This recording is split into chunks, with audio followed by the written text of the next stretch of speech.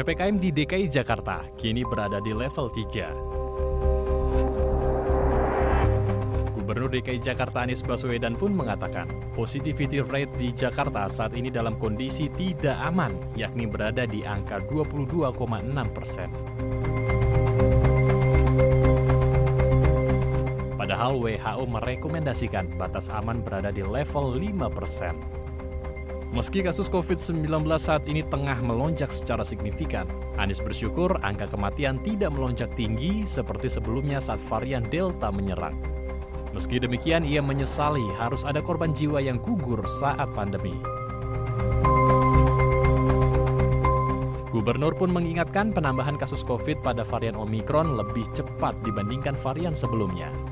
Karena itu, ia mengimbau seluruh masyarakat agar tidak panik dan harus memperketat penerapan protokol kesehatan.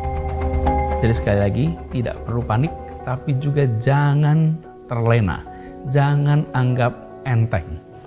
Kita pernah mengalami gelombang kenaikan seperti ini, dan kita sudah tahu apa yang harus dilakukan sama-sama.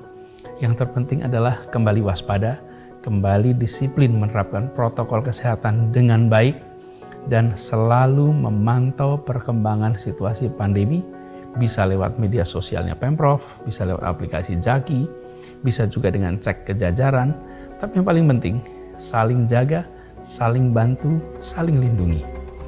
Saat ini Pemprov DKI Jakarta telah mengeluarkan keputusan Gubernur nomor 118 tahun 2022 tentang pemberlakuan pembatasan kegiatan masyarakat level 3. Di mana ada sejumlah ketentuan yang harus dijalani untuk mencegah penyebaran COVID-19 varian Omikron. Seperti pemberlakuan work from office maksimal 25% untuk sektor non-esensial, penerapan penggunaan aplikasi Peduli Lindungi di pintu akses masuk dan keluar tempat kerja. Selanjutnya untuk kegiatan pada sektor kebutuhan sehari-hari seperti pasar tradisional dan supermarket, beroperasi sampai dengan pukul 9 malam dengan kapasitas pengunjung 60%. Khusus untuk supermarket dan sejenisnya wajib menggunakan aplikasi Peduli Lindungi dan hanya kategori hijau dalam aplikasi Peduli Lindungi yang boleh masuk kecuali tidak bisa divaksin karena alasan kesehatan. Adapun untuk warung makan, pedagang kaki lima dan sejenisnya diizinkan buka dan menerima makan di tempat sampai dengan pukul 9 malam dengan kapasitas pengunjung 60% dari kapasitas tempat dan waktu makan maksimal 60 menit. Sementara itu kegiatan di pusat perbelanjaan atau mal kapasitasnya 60% dengan jam operasional hingga pukul 9 malam. Bioskop juga masih diperbolehkan untuk beroperasi dengan kapasitas maksimal 50% dan wajib menggunakan aplikasi Peduli Lindungi untuk melakukan screening terhadap semua pengunjung dan pegawai. Jadi ke depan kita akan melakukan pengetatan protokol-protokol kesehatan di semua tempat, utamanya penggunaan masker, dan check-in Peduli Lindungi di tempat-tempat umum.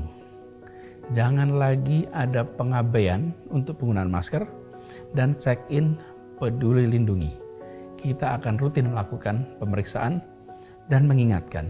Dan bila Anda datang ke sebuah tempat, pilih untuk check-in lewat Peduli Lindungi. Bila Anda melihat tidak ada fasilitas itu, jangan masuk dan laporkan. Ambil sikap bertanggung jawab. Media Tawadu, Tim Liputan, DAI TV.